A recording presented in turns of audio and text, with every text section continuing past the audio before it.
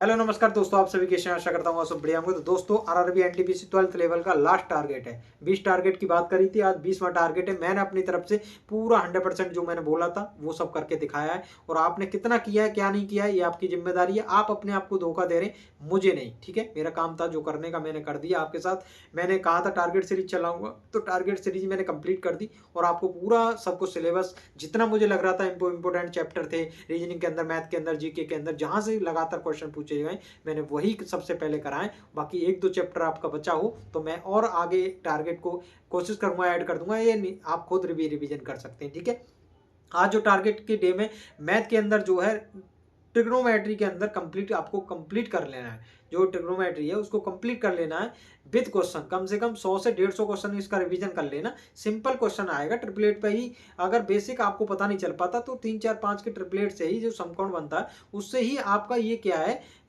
जो क्वेश्चन अटक रहा होगा वो आप उससे कर लोगे। इसके लिए मैं एक वीडियो बनाऊंगा कि कोई भी क्वेश्चन इससे आप आराम से सॉल्व कर सकते हो। अगर एग्जाम में आपको कोई भी फॉर्मूला याद नहीं आ रहा, कुछ भी नहीं आ रहा, तो आप इनको 3 4 5 की ट्रिपलेट की वैल्यू पुट करके क्वेश्चन का आंसर निकाल सकते हो। ऐसा नहीं हर क्वेश्चन में ये अप्लाई होगा, कुछ क्वेश्चन ऐसे ही हुआ आते हैं ज्यादातर, जिससे कि आप इनको अप्लाई करके आराम से क्वेश्चन कर ले जाओगे। सिंप्लीफिकेशन की कम से कम 200 क्वेश्चन आपको रिवीजन कर लें। सिंप्लीफिकेशन के लगातार कैलकुलेटिव क्वेश्चन आते हैं, बाकी गुणा भाग और ये बोर्ड मास के मेथड से ये सब कुछ करना है। थोड़ा थोड़ा एक दो फॉर्मूला वगैरह है उनको याद कर लेना है, गुणा भाग ये सब कुछ, स्क्वायर क्यूब वगैरह ये याद कर लें। सिंप्लीफिकेशन आराम से हो जाएगा, उनका रिवीजन करना है, ज़्यादा टाइम नहीं लगेगा। 200 क्वेश्चन कर लेना प्रैक्टिस से, आराम से जो क्वेश्चन आ रहे हैं कैलकुलेटिव वो आराम से कैलकुलेशन कर ले जाओगे आप, उसमें कोई दिक्कत नहीं होगी। रीजनिंग के 2 मॉक लगाने, एक का सेक्शनल मॉक लगाना है मैथ का, एक सेक्शनल, 2 रीजनिंग के मॉक लगाने विद एनालिसिस, सब कुछ करना है आपको। ठीक है, जीके के अंदर, ज्योग्राफी के अंदर मरुस्थल, विश्व, नदियां, झील और जलमंडल, विश्व की सब कुछ नदियों के बारे में पढ़ लेना। ज़्यादातर ज्योग्राफी विश्व की नहीं आती है,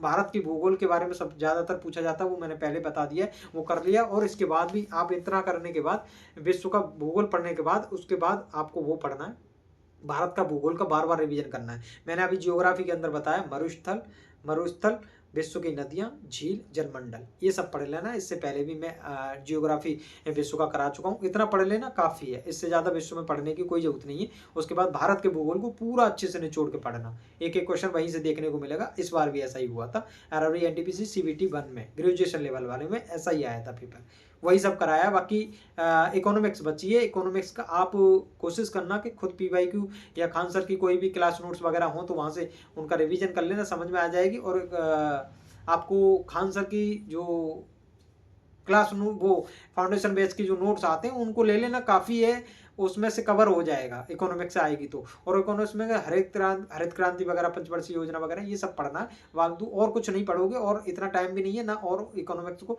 इतनी जल्दी समझ पाओगे। इतना कर लेना, आपका वहीं से बेड़ा पार हो जाएगा। ठीक है, बाकी नमस्कार, मिलते हैं अगली वीडियो में, धन्यवाद। और बताएं सभी को टारगेट 20 तक कैसे लगे और हमको आगे क्या करना चाहिए, आपके लिए कौन सी सीरीज चलानी चाहिए, रिवीजन सीरीज चलानी चाहिए, क्या चलानी चाहिए। आपके लिए मैं 100% चलाने की कोशिश करूंगा और तत्पर तैयार हूँ आपके लिए सब कुछ करने के लिए। मैं जो हमसे जुड़े हुए लगातार तैयारी कर रहे हैं। ठीक है, मिलते हैं अगली वीडियो में, धन्यवाद।